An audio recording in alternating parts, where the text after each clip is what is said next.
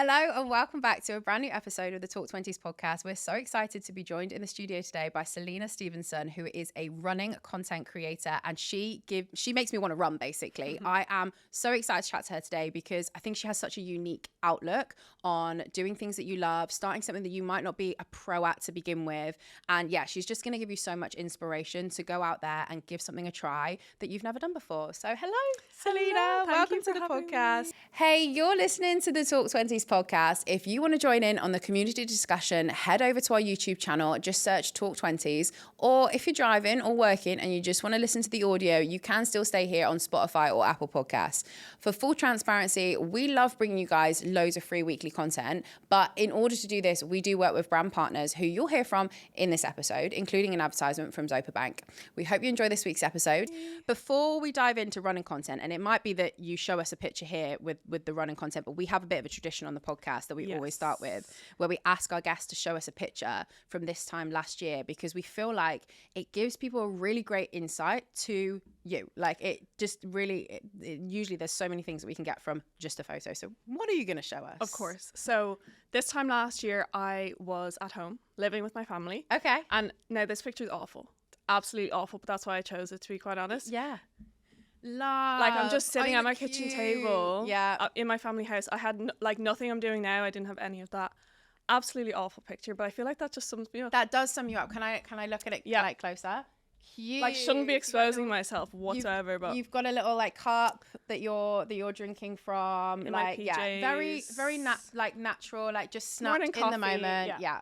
That was me last year. Okay, give us so you kind of alluded to the fact that, like you said, I wasn't doing any of this time last year, because what were you doing? Like, what was life like a year ago? It's like in some ways so the same, in some ways so crazy different. Like, so I was living at home with my family, and where's home? Just outside of Dublin. Okay, I always just say Dublin, but just south of Dublin, and I was working for my family business, so I do it's literally just the family, so it's me, my brother, my dad, and kind of my mom, but so I do all the back end, so it's quite a hefty job. Like I feel like when I say family business, they're like, oh, so you do nothing. It's like, no, I do so much. So I was doing that. We make strawberry, blackberry and raspberry wines. Wow. So my dad and my brother do like the production, and then I do all the back end. And yeah, I was just waking up every day kind of doing the same thing, like working from home. I just started posting online, like as in, I think I was 2 or 3 weeks in, I possibly had about 4 followers. My mom, my dad, my boyfriend and my brother, like nobody. Yeah. So yeah, it was just, that's all I was doing, just chilling, like going to the gym sometimes. It wasn't very exciting. And so when did running come into the picture? So it came from a place, which is kind of funny, last year, of hating it. So I signed up for the London Marathon last year. Just signed up, like just literally. What made you want to sign up for the London Marathon? Out of a hatred for it. It's so, I know it's weird. I know. I basically, like in school, I was that girl who was at the back of the pack all the time. Like I hyperventilated in school one time when we had to hill sprints. Like who makes oh god, I don't even know why that's a thing, but I hated running, and I felt like I couldn't do it. Like my heart rate would skyrocket, like hence why I'd hyperventilate, and I just like rejected it in school. I'd always get my dad to pick me up early if we had to do any sports. Like it was just awful. And then I got to be like maybe 20, and I kind of forced myself into the gym, forced myself out for a run like here or there, but again, awful, absolutely awful. And then again at 25, I kind of like was doing it here and there again, hated it. And then I was like, you know what, I'm actually sick of hating it. Like I'm young, I'm healthy, I'm able-bodied. Like why can't I run more than 100 meters? Like I want to get better at this. So I was like, I feel like if I sign up for something really cool, because I was kind of on Run Talk, so I was seeing like all the girls doing the London Marathon, and I was like, oh my god, that looks fun. But I was like, I can't do that. But I was like, but I sign up for it, maybe I can. And then I decided to document it, and here we are. So when you applied for the London Marathon, did you, because a lot of people apply and don't get a place. Yeah. Was there a part of you that thought, oh, I might not get a place anyway? No, because I actually signed up for the charity place. So it's like pretty like, guaranteed. Yeah, pretty guaranteed. And I was also like, if I sign up for a charity place, I have to actually do it. Like, I have to fundraise. So I can't bail. I actually was like, no, I can't bail if I do this. Like, I can't. I have to do it. And I did.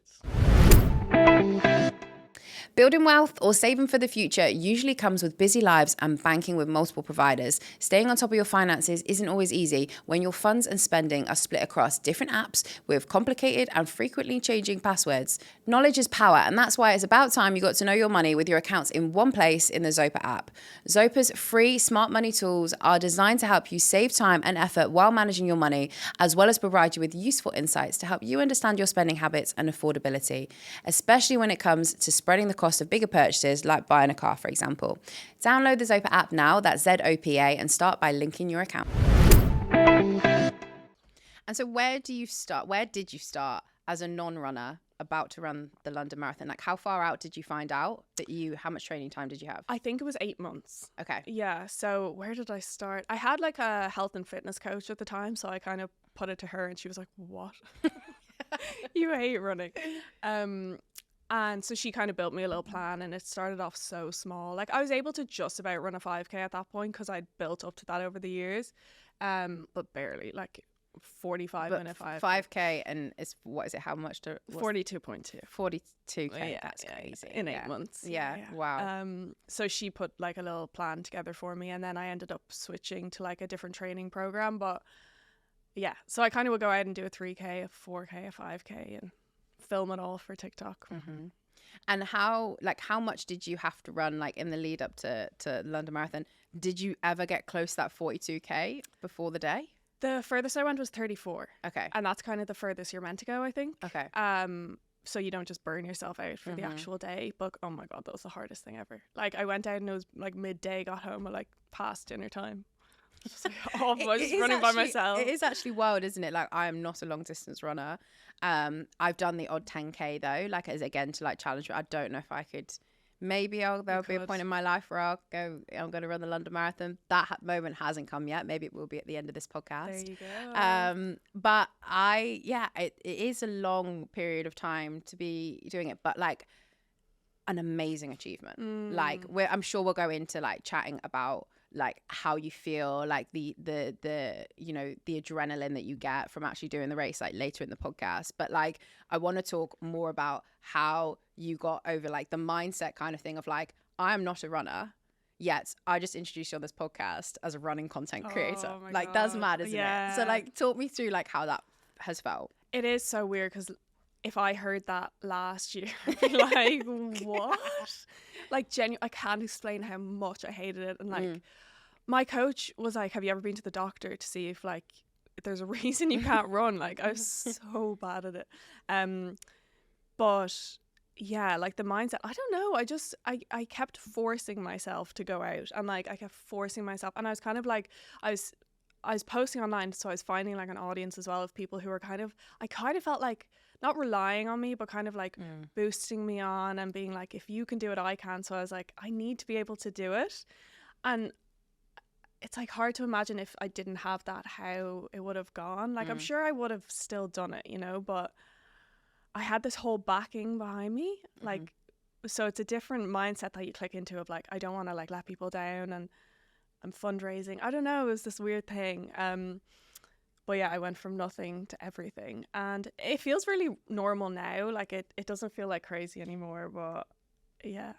Well, at what point, like, has your mindset changed, or would you say, like, I still hate running, or like, is there now a love for it? Like, oh no, I love it now. Okay, you love it now. Like, okay, what has shifted then? Like, what has made you like? Tell us the hacks in terms of going, oh no, like, I actually really enjoy going out now. Right. So yeah, when I say I love it, I mean I love the accomplishment and the achievement. When I'm actually out there, it's obviously still hard. You know, I feel like there's people say they love running, but it's not like while you're running you're like, oh, I'm loving every second of this. Like, it's hard. That's reassuring. Yeah. I can't imagine getting to that point. Do you know what I mean? I went for a run yesterday. I was like, oh my God, like, this is awful. Like, so, but then you get back and you're like, oh, I love running. It's weird. It's like an after feeling that you get. But I don't know, what are the hacks? Like, I think the more you achieve with it, the more you learn to love it, because you learn, I can do this and I'm accomplishing things. Like, when I did my first 10K, I was like, oh, like, it was like runner's high, like no other. I was like, I cannot believe I did that. And then you want to just keep pushing and pushing for more. And like, then it was 15K. Obviously, there were the small ones in between, but like the big ones, 15. And then I did my half marathon and I was like, oh my God, like, if I can do that, then can I do a marathon? It was this constant journey of just like, oh my God. I never thought I was like, what's the word? I never thought I could achieve a 10K, and then I did. So it's like, oh, then I could do the next one, you know? It's that sense of accomplishment when you didn't think you could do it that kind of pushes you on. Did you do mini races in the lead up to, like, did you sign up for other races in preparation, or did you just do it like out running, like at home? Like, how much of it was actually like race experience and how much of it was just like preparing at home? Very little. Like, I did a half marathon in December, and then the full marathon was in April. I might have done one other one, but I can't even remember, so it wasn't very like memorable. But no, just those. But I would absolutely recommend doing more. I just didn't. Because you get the medal, you get the picture, you get to post it online. Like, it's a nice little sense of achievement. Absolutely. And obviously in the lead up to the London Marathon, like, did you form like any connections with other people who were also training for the London Marathon? Like, was there any other prep that you kind of did that like you felt really helped you like on the day, or did you really feel like you were preparing and doing all this training alone, but not alone because you had like obviously people following you online? Yeah, a bit of both. Like, because I was living, as I said, I was living at home, and I was doing all my running alone, bar the odd one like with my mom, but pretty much alone. But then my boyfriend was living in London last year, so I'd come over here, and all of a sudden I was like, oh my God, I'm surrounded by like a lot more people who are running, like whether that was my friends who I'd made online, like other content creators, or I then started my run club, which we'll talk about. But that basically just came out of this. There were so many people messaging me being like, I'm also running the London Marathon, can we go for a run? And I was like, I obviously can't go for a run with like loads of strangers like separately, you know, all the time. But and then it was kind of this thing of like, oh my God, should I start a run club? But I was kind of pushing it back because I was like, oh God, like that's not me. I can't do that. Like, I don't want to lead a group like that. And yeah, I basically was like, okay, I'm getting so many people asking. It's like a natural thing to start one. So then I started the run club in October. And from there, I was like I felt like I was constantly around people who were kind of like training. They mightn't have been training for the marathon, but they're training for something. And it was like a nice kind of boost. And is it then also like infectious because you are surrounding yourself with other people who are also like, yeah, they might feel similarly like they hated running at one stage, but they're also like trying to get better at something. So it then becomes easier because the community around you is like, we're all trying to achieve the same goal. Yeah. Do you know what I mean? Yeah. It's such a different experience when you're around people who are doing the same thing. Like, you start to feel like we're in it together instead of I'm alone. And like when you're running by yourself, it's like, oh, I could give up if I wanted to right now, no one's gonna know type of thing. Like, not that I was ever obviously lying to people, but like, oh, I could just give up, or I want to give up. But it's like when you're around people, as you said, it's infectious, like this energy of like, we're doing it together, like we can overcome like this distance at the end of the day. Like, it's a massive distance and we can kind of do it together. It's a nice feeling. You've had quite a lot of people come to those run clubs, because it wasn't just like one or two people that you said in the end. Like, some of the numbers are like crazy. Like, what's been your biggest one? Our biggest one, we did a little collab last month, I think, and 800 tickets sold in like a couple of hours. And when I say sold, it's obviously free, and then I think like 400 people showed up. So we were just like running in this massive group through London. Wow. It's a bit chaotic, but it's more like an event at this point than like a run club. Yeah. And we partner with like coffee shops and things. But my first run club in October in London was 50 people. And like, I remember showing up and we were outside a coffee shop and there were like 3 people there, and I was like, okay, you know, I was like 10 minutes early. I was like, okay, maybe it'll get to like 10 or whatever. And then I walk around, like one of the girls was like, walk around the coffee shop like to the other side, and there was this group of 50 people, and I was like, there's no way. Oh my God. Because at that point it was only 2 months or something that I'd been even posting online. I was like, there's no way this is like not for me, but like everyone's here because I set up this run club. Yeah. And then like, it wouldn't exist if you weren't there. Do you know what I mean? I was like, oh my God. And then it's just been growing and growing since. Like, our average is probably about like 150, 175. And then we also launched in Dublin in March, I think, March or April. And that's been massive as well, which I really didn't expect at all, which sounds a bit silly because I'm from Ireland, but like most of my following's in like England, and I have like 10% Ireland. So I was like, surely it'll just be a small thing. And then It's like 250 people in Lululemon. Like, it's just like crazy. Every time I arrive there, I'm like, this is wild. Like, this is crazy. But there's a demand for what we're doing with the run club. Yeah. Do you think there has been, like, I think I definitely see like a hype about running recently. Like, I'm seeing loads of people, like, instead of going on dates, they're going like to run clubs to meet people. Like, what do you think about that? I don't know. Like, my run club's all girls. And I feel like if we were to bring it, say we were like to partner with like a dating app or something, it would just be a bit weird. Like, I feel like you're showing up on a Sunday morning, you're just rolling out of bed, you're not really putting yourself together, you just want to go for a run with the girls, and then all of a sudden it's like this like dating opportunity. And it's like, then you have to look good, then you have to like have your makeup on and stuff. So I feel like there's a place for it, but not a place in my run club, I don't think. Like, people just come as they are and meet new girls, you know. It's an all girl run club, but yeah, there's a place for it. Just why do you think so many people are getting into running like recently? I think because of social media, to be honest, because that's how I got into it. As I said last year, like, I was seeing everyone running the London Marathon and I was like, oh my God, they're making it look so fun. There's something, I don't know, like the music they're putting on the video or the way they're editing it, it's like, oh my God, that looks really fun.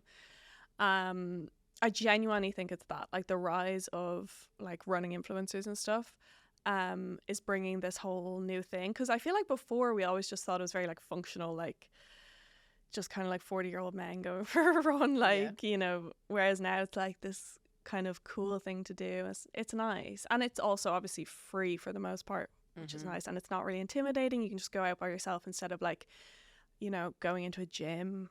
The gyms can be scary. It's just like a nice, basically. And obviously a lot of this has come from your growth online.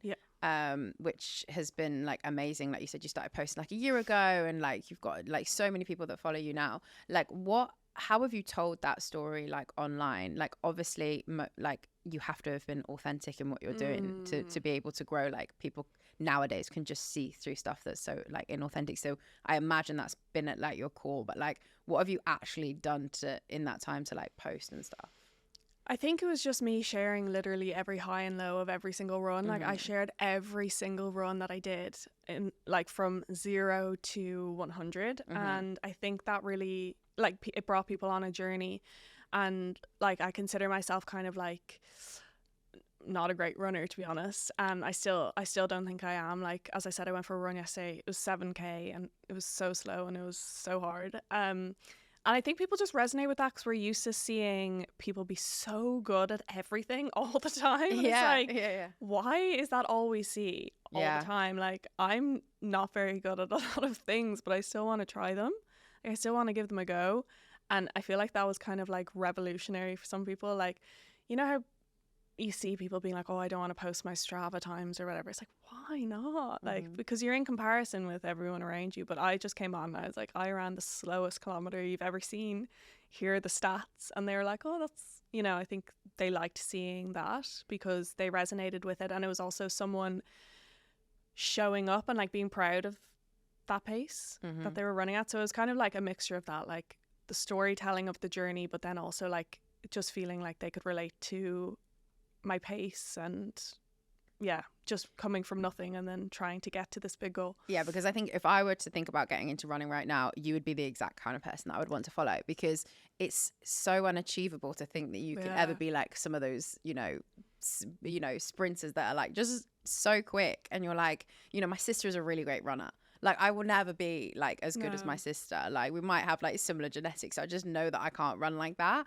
But like seeing someone doing, you know, running but at their own pace and being like proud that like that is your pace, like that would be so reassuring to me. And I'm sure to many others, it's probably why you've like grown so much within that time. And like, as you said, like your sister, like my brother, obviously men are built different and everything, but like he went out and did he did a half marathon so fast in like 2 months from starting running, and I was just like, what? Like, so annoying. Like, how do you do that? And then I was still like falling way behind him. Like, it's nice to say that, like, though, that you're obviously a year in, you've run a marathon, but you still have days when you go, that was like not the pace that I would plan to run at. Do you know what I mean? That didn't feel like a good run for me, because I think that's realistic, because most of the time we just think that, you know, you start running, you might struggle in the beginning, but it just gets better and better and better. That's not reality. Oh my We all know that's not reality. No. Yeah. Honestly, I ran the marathon in April, and obviously I naturally took not some time off, like I was running here and there, but like pretty much took some time off. And now I'm running the New York Marathon in November, and I'm just getting back into it, and I'm like, I can't run. That's how I genuinely feel right now. Like, you feel like back at the beginning. Yeah, almost, I cannot run. Like last night I had to do like 800 meters on, 200 meters off, like walking, because I was like, I actually can't do any better than this. So I feel like it's a lot of moaning right now on my in my videos right now, but it's just realistic. Like I don't want to be like faking what I'm saying. How much of it, you know, obviously you talk about pace and stuff like that. Like, I always think that to run, you have to be continuously, to class it as a run, you have to be continuously running. Is that a dumb thing for me to think? No, everyone thinks that. Okay. And to be honest, that's how I did my London Marathon journey. Like, I really, like, I think I only walked on a couple of my runs, but that was just like a personal goal. Right, yeah. Like, I was like, I have no other goal in this marathon bar getting it done and not walking. Like, I don't care how slow it is. Like, I don't care if it looks like I'm walking, but I'm actually running. I just want to run the whole thing. But this time around, I'm walking constantly, like constantly. I get where it comes from. Like, you feel like you should have the stamina to just keep going if you're going to call yourself a runner or whatever. Whatever. You know, it doesn't matter. If you're getting out there and you're covering the distance, like, who cares? You know? So talk me through your first experience of doing a marathon, doing the London Marathon. Like, what were you feeling at each point? Like, go by the kilometer marks. London Marathon was actually a really good marathon to do, to be honest, because you literally start going downhill for like 5k. I was like, there's no way. This is great. Like 5k, I was feeling great. And bear in mind, like, my training runs before this, I was skipping training runs. I was crying, literally crying on training runs. Like, I was like, I can't do this marathon. And then all of a sudden I get to the day and I'm like, the first half marathon, I was flying a lot. Not actually flying, but like feeling great, feeling absolutely great.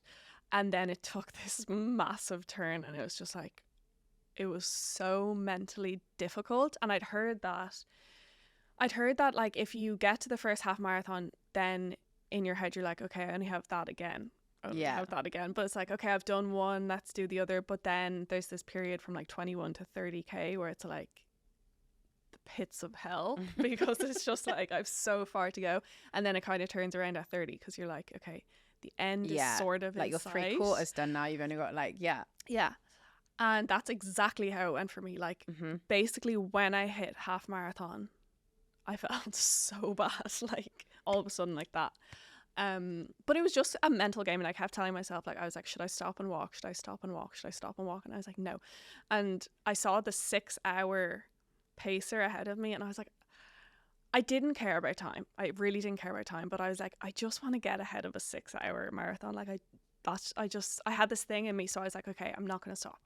If I don't stop, I'll hit a sub 6-hour marathon. So I kept going and I kept going, and I didn't end up walking. And I think then I saw my family and my boyfriend at like 35k or something. Maybe they strategically 38. placed, like, you deliberately wanted them there. And that really gave me a boost. You can even I have a little video like of the day on my Instagram, and you can see my mood just flip when I see my family. Like, I cried when I saw them. I was like, oh, help me, and they're like giving me sweets. But then, like, I took off again, and I was like, okay, I feel great. And then by the end I was fine. Like, everyone was like, why do you look like you haven't run a marathon? I was like, I don't know, I think it's just the adrenaline. It's just like a crazy day. And what were the days like after it? Like, obviously you must have felt elation, like, when you did it, like, you got your medal and everything. Like, how did that initial period feel? Amazing. What did I even do that night? Oh, I kind of like crashed, and then I wasn't gonna like go out or anything, but my boyfriend was like, come on, like, you need to like do something, like get a coffee or not a coffee, a drink or something. So I went out that night, and it was all just a bit of a whirlwind. I was like, I think I just need to go to sleep. Like, I'll celebrate tomorrow. It's a lot of emotions. Yeah. I'll celebrate tomorrow. And I think I can't even remember. Oh, I did go for a drink that night. I saw my friends. And then the days after, oh my God, it's literally like a blur. You've blocked it out. A blur. It was amazing as well, because then after as well, like, I posted about it online. Yeah. There's all these people like, oh my God, running. So it's just this big like celebration. It just feels like your birthday times 100. I love that. Yeah. Did the legs like seize up? Like, were you like struggling to walk Struggling to afterwards? walk, Like, yeah. what's the recovery time for a marathon? It was like months for me just because I got really lazy. But I think, yeah, no, I was definitely struggling to walk. I don't know if they seize, they just get sore. Like you just Yeah. like crampy and a bit like that. But then I got the best massage of my life and I was cured. Really? Yeah, in Battersea. That is Right good. on Do you know what? massage. I actually also had a very like massage is crazy, isn't it? I didn't know that massage is Life changing. you know they are, aren't they they? are, yeah. But like up until this point, this might be a really stupid thing for me to say, but like maybe it's because like obviously youth and now obviously age is hitting me. But like I just, you know, when you go to a spa and you choose, oh yeah, I'm gonna have a massage, and they're just like, you know, rub your shoulders, you're like, yeah, nice, right? It's not what I want. But like I didn't realize that I had a really bad like back injury like a few weeks ago, and so bad that I had literally had to go to like it was in the hospital, but it wasn't A&E. Like God. that's too dramatic. Okay. But like it was like the urgent treatment center for the weekend when the doctors are closed, and they were like they gave me some really strong painkillers because I had a trapped nerve in my back, and they also said like we'd really recommend you getting a massage. And I honestly in my brain was thinking, massage is just like, you know, like a luxury thing, like you just like, No. I was like, you know, okay, of course I'll go treat myself to a massage. So I went, and honestly my pain that day had been a 10. The next day I woke up and it was almost gone. Life changing. It was like, what? Yeah. Like, oh, is this what massage is for? That makes way more sense. The ones at the spa aren't what you want. Yeah, no. If you actually need a massage, don't go to a spa. No, you I need to agree. go to one where they're walking on your back. Literally, I went to This this woman was Thai on lady. my- yeah. She was like On my like- back with her heels, like, Yeah. yes. It was actually crazy, More and I of was that. like, oh, now I understand. Like Yeah. that is probably the dumbest thing, and I know that's dumb for me to say, but like No, I don't think that's dumb. I didn't really get massage until I had this Oh, injury and was that's- like, you've changed my Yeah. life, literally. No, but I don't think that's a dumb. Yeah. Yeah. I, I'm sure there must be other people out there who think, yeah, oh, just massage is like a nice thing. Because even then, I had to go there. Like she was like, come back in 3 weeks and see like we can like see if it's like improved, or if there's anything else that we need to do. So I was walking like because it's just, you know, not far like from my house, so I could walk, and I walked past my neighbor and she was like, oh, you not with your, like I usually see her when I'm walking my dog, she's like, oh, have you not got Harvey? I was like, oh no, I'm actually off for a massage. She was like, oh, lovely. And I was like, no, I was like, I'm injured, like it's an injury one. It's And like I was trying to therapy like literally for trying to your body. explain it. Yeah. But yeah, like massage is crazy. Are you incorporating that into like the lead up, or are you just going to book yourself a really nice one after New York? I still kind of also see it as a luxury, even though I shouldn't. So it's like, you know, I'll get them whenever I feel. If my body's just feeling sore, I kind of just book in for one. But definitely the day after again. It as you said, I walked in hobbling and I walked out like I could fly. Yeah. Like, it was amazing. So I think it's really important for that. But we'll see. We'll see. I don't know. How is your prep going to be different this time from obviously prepping for London and prepping for New York? Is there different things that you need to prepare for? There's hills. Right, New okay. York. Yeah, it's hilly. Oh God, I just feel so behind. Like, cause I was sick there I still am a bit sick, but I was sick for like 6 weeks, so I wasn't running. And I just feel miles behind. But I'm like, whatever. If I have to walk half of it, like, I'm in New York running the New York Marathon. Like, they closed Times Square, I'm pretty sure, and everything, and you're just that'd be running through. amazing. Like, I'm not gonna stress. Yeah. If it's way slower than my last one, who cares? I actually Yeah. do not care. Yeah, that's so good. How fast did you run the last one? 5 hours 44. Okay. And what's like the fastest people do it in is like 3, 2. 2. Whew. My half That's me. marathon was 2:45, and they do theirs in 2. They're like, come on, But they're like the Olympic. professional, Yeah, like like- Olympic runners though. The fastest is 2 hours. Okay.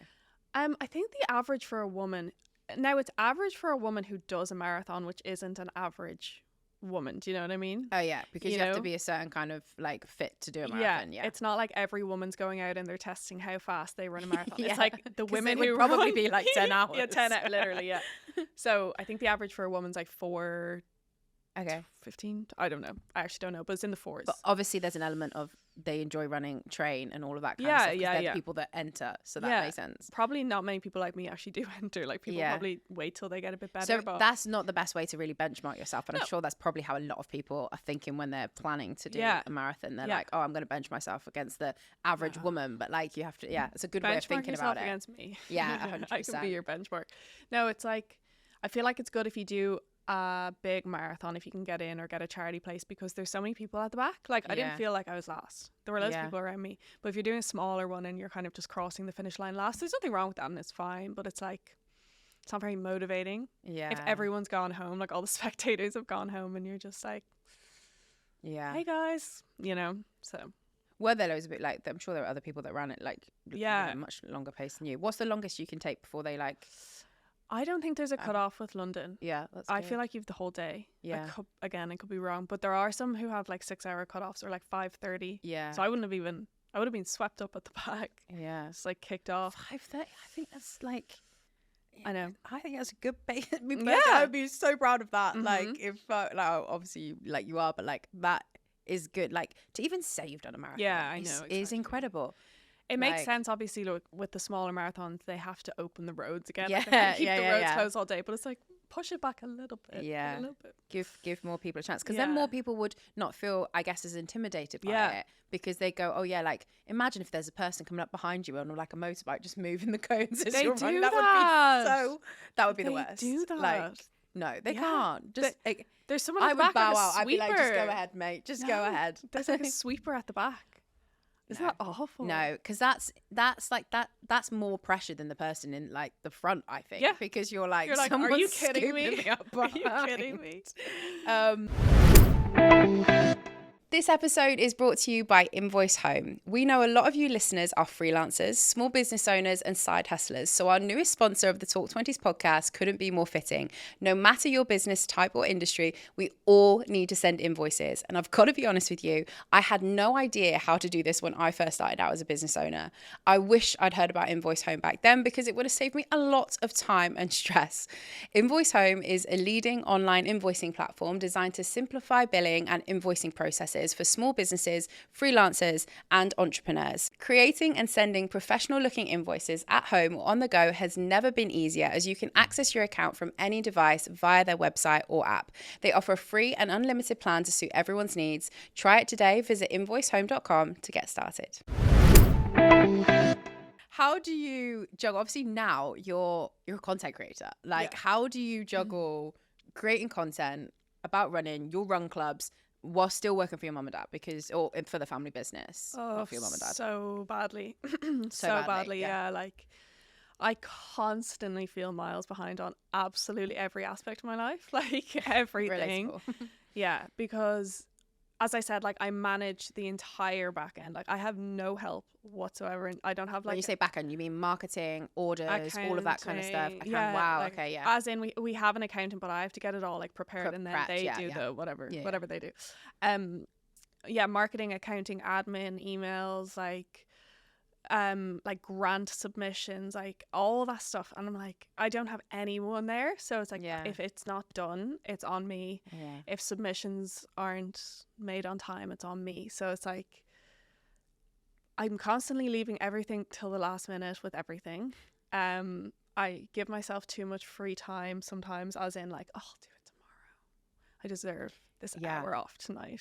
I deserve this glass of wine, and then tomorrow I wake up like in a puddle of sweat because I'm like, oh my god, there's something to do today. Like past me was not thinking of future me.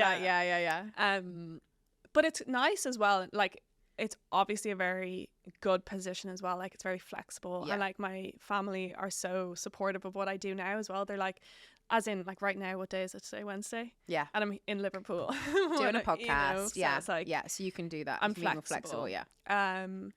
But it's hard. It's very hard. I feel very like creatively burnt out a lot, which I really struggle with. Like I try to not compare myself to people who just do this full time, which is also fully a job. I'm not diminishing that whatsoever because it's a lot of work. But I try to not compare myself because like I'm in a different situation. And it's not something that I'm going to quit either. Like I love the wines. It's like my baby. My family business is my baby. So it's like people ask me like, oh, when are you going to quit? It's like, I'm not. Like I'm not quitting. I just need to make it work better. I need to like manage my time better. And then I should be fine. How do you find time to, one, go on these long runs, and two, then create content? Because creating content, like that takes time in itself. Like people just think that like that stuff just gets whacked up and it takes no time at all. But like that, must take time making the videos that you do. Yeah, I would have also thought that, to be quite transparent, like before I Yeah. started this, like, it's easy, that job's easy. Yeah. And like obviously there's an element of it being whatever, but the thing is creativity all the time, I think. Like, yeah, you can film the clips, but then it's like, how do I make this whatever, like engaging or interesting or whatever? How do you make someone want to watch Yeah. it? Yeah. That part is really difficult. Yeah. And yeah, with my when the long runs get super long, I mean, there's an element of like, it's interesting to watch someone run 34k, so I don't have to like do too much work to make that video interesting, you know. But yeah, it gets very, very difficult when it's like heavy marathon season and then I'm doing the 2 jobs. Like, it's very hard, but it's very rewarding as well. Like, when I get to the end of a week and I've like done what I need to do, it's good. It's rewarding. But yeah, I don't manage it well. But I think like everything that you're about though is like we are not perfect humans. No. Like, you know, and that's what we love talking about on Talk 20s, because often we get someone sat on the sofa and they'll be like, yeah, like I've got all my life figured out, and then you break it down and be like, no, like no one has their life like all figured out. Like everyone is like figuring out something. We'll get into those questions towards the later end of the podcast, but you like, it's so refreshing to see someone go, you know, I'm not the best runner, I still like try to run. I am never like perfect in my work, but I still get the job done, and like, and I still enjoy it. Like, do you know what I mean? Like, it's refreshing to hear someone be like, yeah, I'm not the perfect person. That's my whole life. Like, just kind of trying to make everything work. Like, always feel like I'm floundering a little bit, and like, but that's, as you said, that's so normal. I don't know anybody, like genuinely any single person who feels like they have anything together in their life, or like even the people who I compare myself to online, who are like, I'll be waking up in the morning and people have posted like 10 times already. And I'm like, oh my God, like, oh. But then I go and talk to those people and they're like also so hard on themselves. And it's so silly to compare. Like, it's so silly. So it's kind of like, I just try to be honest with my experience with that, because I feel like the world needs a bit more like reality. Like, we need to see a bit more reality than we do online. For sure. Before we dive into our questions about like being in your 20s and stuff like that, let's talk about running and mental health, because I think obviously that's one of the things that we haven't really tapped into on the podcast. But like, how good do you think running is for your mental health? Amazing. Like, as I said, it's hard when you're actually doing the run, but that's what brings that sense of like accomplishment and achievement into, and especially if you're like doing something, like say you're in a job that you don't really like and you're not getting much fulfillment from it, like if you then start to run and start to build up to something, it's like, it's this sense of like fulfillment and achievement that you might have had before. But it's also just like, I work from home and I'm constantly by myself, like constantly just all I'm hearing is nothing all the time. And it's so easy to get in your own head. Like, I heard this thing recently, you shouldn't trust a negative thought you had indoors. And I think that's that's so good.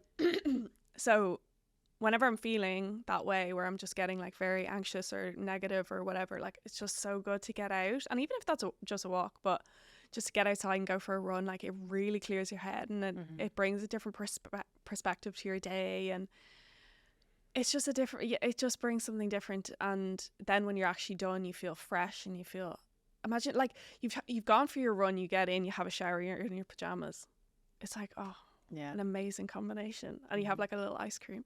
It's like the best combo. Like, you just feel so good and accomplished, you know? Absolutely. So if someone is listening to this right now and they're thinking, like, Celina's actually convinced me to like start running, because not going to lie, that is me right now. Like, what tips would you give someone who is not the best at running, like they are literally a beginner, like in terms of, you know, what should they think about when they're going to go on their first run, maybe leading up to going on a park run or a 10k or maybe even a marathon one day? Like, what would be the first things that you would say if you could do it again that you would do or not do? Okay, so if you're just starting running, I would say definitely book something, as you said, whether that's a 5k. It doesn't have to be like, and obviously I'm feeding into it as well, this whole thing of like marathon, ultra marathon, like I'm seeing 100k runs. Like, it doesn't have to be like that at all. Like, if that's a 5k, because that's what I started with when I was 16, I built up to a 5k. It took me months and months.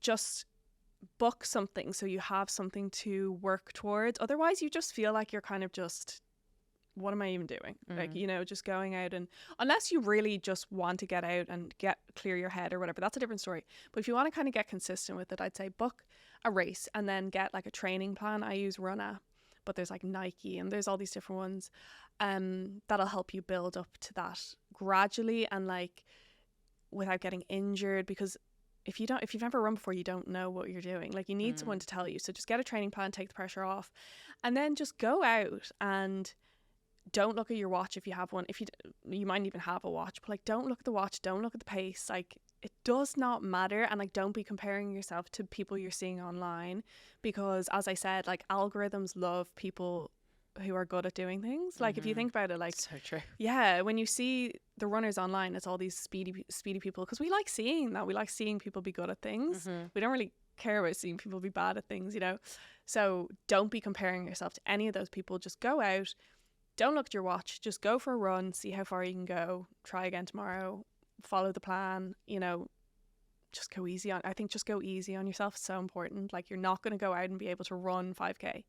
If you're just starting, if you can run 200 meters, amazing, you know, or run to the tree ahead of you. Yeah. And that's great. Absolutely. So I've just had a thought. People might be listening to this whilst running, which is like, maybe we should give them a bit of like a pep talk. If you're listening to this and you're running right now, like, what do you try and tell yourself when someone is running? You know, what are you trying to get yourself to the next thing? If you're thinking this is hard and I want to quit, what is your internal thoughts? I actually just wrote something on one of my Instagrams the other day, literally this, like, if you're struggling in a run, I always tell myself we can do hard things. I always say that on my Instagram, we can do hard things. We can do hard things. And if you're just a bit bored, because that's a big problem when running, like, if you're just a bit bored, you can push through being bored. Like, it's actually a really good skill to learn, to push through being bored, because like, in an age of just being addicted to our phones, addicted to my phone, it's good to actually just be bored for a little bit. So you can push through being bored. It's obviously different if you're like feeling niggles or a bit injured, but if you're just bored, just keep going. Like, try getting to that next kilometer. That's a big one. And if you get to that kilometer or not even a kilometer, whatever it is for you, like the equivalent, the next 100 meters, then you can stop and walk. But just keep kind of giving yourself these little goals, and you can like, you'll get there. If you're watching the Talk 20s podcast on YouTube, you'll always see that we have these drinks out on the table. They're Riviera iced tea. And I was honestly so excited when they reached out to sponsor the podcast, because I am obsessed, like seriously obsessed with iced tea. If I'm getting a meal deal, I'm getting an iced tea. If I'm on holiday and I don't fancy something alcoholic, I'm ordering an iced tea. And now here in the studio, we have iced tea on tap always, and our guests love it. Riviera iced tea is also low calorie, natural, vegan, and gluten-free. What a bonus. And the peach iced tea from them is genuinely the best I've ever tasted. You can only get these drinks online right now. So run, don't walk, over to rivieraicedtea.com and fill your fridge with something super refreshing this summer. So we've kind of alluded to a little bit in the conversation already, but we like to chat to all of our guests about, we have 3 questions that we ask all our guests. And I can't wait to hear your answers to this. The first one that we always ask is, what adulting failures people have had that they don't mind admitting on the podcast, because we feel like failure is such an important part, and there is no one that's gone through life that has not failed at something, or not, you might not call it a failure, but there is something that we've done that we've gone, oh my God, like that was the worst. Like, what springs to mind when you think about that? Yeah, so mine is, again, now it's not a failure at all, but in the moment I was like, am I failing at being like a 26-year-old? So it was when I was moving. I only moved to London like 3 months ago, but I was moving from Dublin. I was moving from my family home, like this comfortable, like safe space. I was so upset, like so sad. And I was beating myself up about the fact that, like, how can you be 26, like 4 years off 30, nearly 3 years off 30, babes, and you're sobbing morning, noon and night, like, about moving out of your family home. And like, it's kind of embarrassing to even like say, because I feel like I'm too old to be feeling that way. You're but never too old to feel. That's totally normal. Yeah, like, no, but that's how I feel now. Yeah, as in I've come to that realization now, but at the time I was like, you are a baby. Like, what was it about moving out then that made you so upset? Like, obviously you must have a really close connection with your family, especially if you work with them as well. Yeah, like it's just like nostalgia of like moving on and moving out. Like I don't know, and I'm so close, as you said, like really close to my parents and stuff. And like I was moving country, and it was just I could not shake this like horrible feeling, even though I knew it was like the right thing for me and everything. But I just was like, you are failing at being like you. There are people who have done this at 20, like 18. Why are you 26 and getting so worked up about it? So that was probably my main one, but. Then when I actually got here, I was like, you've made the right choice. What took you to London in the first place? Like, what made you want to move? My boyfriend moved over last May for a job, and at the time it was like this really quick move because he got the offer and we were all like, oh my god, you have to go, like it's an amazing offer. So he moved over and I just wasn't like, I had nothing to actually be here for because he moved last May and I didn't have any of this going on. Like I didn't have my run clubs or anything. Obviously I could have moved over with him, but it was just this very quick thing. So he moved, and then his lease renewed in May, so I moved over and I have my run club now and everything. So now I have to travel back for my Dublin run club every month, which is hard. But yeah, that's why I moved. So I'm with my boyfriend now. And how are you feeling about living in London now? Love it.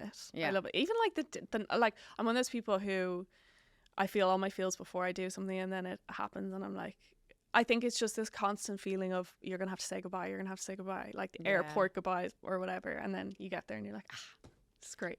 I love that you like that. That's so funny that you feel all your feels before you do something. Like, is that true of like running? Is that true of like everything that you've done in life? Like always? I think I'm just such an overthinker. Like I think so much about everything and like so deeply about everything. So like, then when I actually got to the airport goodbye was not as bad as like I thought it would be, you know. But in my head I was like, oh my god. And I was thinking about like my brother moved to America for a couple of years, and I was thinking of how my mom was like reacting to that, but it was different because he was moving to America and she wouldn't see him.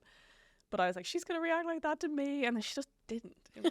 You're like, oh, Mom, I've been worked up about this. But it was different, you know. So it's probably, I don't know if it's a good thing that I do or not. I like overly prepare myself for something that mightn't even happen. Well, the other thing that we spoke about earlier in the podcast is talking about that no one in their 20s, no one in life at all, whatever age, is perfect. Like everybody is working on getting better at something. But a lot of the time when people are sat on that sofa, people like look up to them because they might be an influencer, they might have a following, they might be an expert in a certain area. But there is always some area of life that we aren't doing so good in or want to get better at. For you, aside from running, what in your life are you thinking like I actually could do with getting better at that in my life right now? I am really, really bad at like diminishing myself, and like you're saying people might look up to me because I'm on the couch, but it's like I'm so bad at, I don't feel like I should be taking up space or like my voice should be heard, which is so silly. And I know it's a really common thing, but it's something that I really struggle to shake. And because it's also new to me as well, like I'm really adapting to this. But yeah, like just really struggling to feel like I belong in the room. And you do. Absolutely. Yeah, I do. Yeah. I know I do. But it's just this feeling of like, I don't know, like my opinion doesn't deserve to be heard, or like what I'm saying is silly, or it's just so annoying to constantly feel that way when I'm like, what you have to say is valuable, Celina, come on. But it's just like imposter syndrome, but also just like doubt. And I wasn't a very confident teenager. I came into being a bit more confident, but I was always very like quiet. I don't know, like, yeah, I guess quiet and a bit reserved, and felt like they were shining and I wasn't, type of thing. So I'm like trying to work on that, like just come out of that, like, and I definitely have like so much, but I'm still just kind of trying to nick away at like taking up space and being myself, you know. Take up more space. We need more people like you in the world, because I think obviously you are so relatable and honest and online, and that you can see how many people in just a short space of time have resonated with that, and you've probably inspired so many people to go out for a run, to take up a marathon or a race, or to do whatever. Like, think about if you had just never started this, like your TikTok, your Instagram. Imagine if you hadn't. Like, and the positive ripple effect that you're having is amazing. So the more that you believe that your voice has value, like the more people you will end up helping, for sure. Yeah, and even the fact that I posted those first videos, like that would have been so scary at the time, like so scary at the time. So it's like I've obviously come so far with that as well. Like now obviously I post and I don't think twice, but like back then I would have been like, oh my God, people are going to judge me. Like the common story, you know, but I'm definitely getting better at it. I'm coming out the other side. Well, am I? I don't know. But like I'm definitely getting a lot better. Yeah. Yeah. Do you have like, do you get a lot of comments positively and negatively on your page, or is it mainly like positive? It's mainly positive, to be honest. Yeah. I do obviously get a few. There's this one guy who just honestly harasses me, which is amazing. Block him. I do, and then he just makes a new account. Oh, you're joking? So if you're listening to this, This one's for sick of you. This Sick one's of for you. Yeah, Why? as in like 25 accounts. Oh yeah. Okay. That's not a fun life to live though. No. Like, Very sad. But yeah, he likes to call me all types of things. But otherwise, good, pretty much good. Yeah. I mean, you get the odd one that's like, that's walking pace. I was like, ugh. oh, it's just Yeah. like be creative, you know. Yeah. Be creative. Otherwise, pretty fine. Yeah. That's That's the odd man. That's being good. rude. Like, I don't understand why people do that. Like the like with creating all these accounts. Like, what are you trying to achieve? Like, it's also like, get a hobby. yeah. That's not this. Go running. Yeah, go running. Yeah. And you might feel like better. You might feel better about yourself. The endorphins. Yeah. No, absolutely. Well, Celina, it's been amazing to have you on the podcast. You absolutely deserve to be sat on that sofa. You've inspired so many with your running story. And I am now going to go on a run. And I will tell you that I haven't been on a run for ages. But yeah, you've inspired me to go running. So we always end the podcast by asking our guests the same question. And I'm really interested to hear your advice, because we always ask, if you could look at 20-year-old Celina in the eye, like she was maybe sat on the end of that sofa, and you got to like pass on a message to her, she's 20, like what one message would you want to say to her that would hopefully see her through her 20s, knowing what you do now? Okay, so mine is, and I kind of said it earlier as well, is you can do hard things. And it's kind of different though. Like when I look at 20-year-old me, I see it in a different way than how I do now. But like when I was 20, I was looking back actually at photos of myself when I was 20, and every photo is just drunk as a skunk. And that's not who I wanted to be at the time, but I was like saying yes to things that I didn't want to go to, and I felt so like not aligned with myself, and I just felt like I was always saying yes to like please others. I was such a people pleaser, and I didn't want to be there. And I remember one day, I think I actually was 20, and I was like, I'm done with this. Like I don't want to be here. I don't want to be doing these things I'm doing.